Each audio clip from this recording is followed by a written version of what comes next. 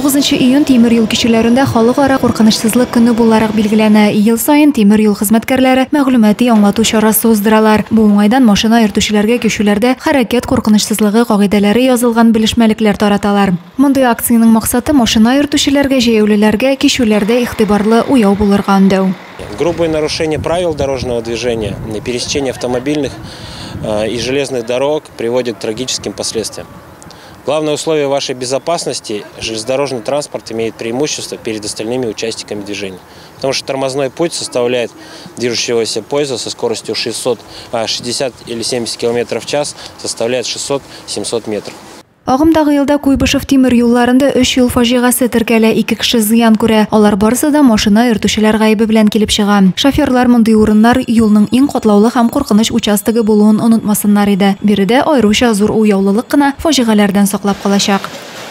Адилә Борханова, Денис Ипатов, Зей хәбәрләре.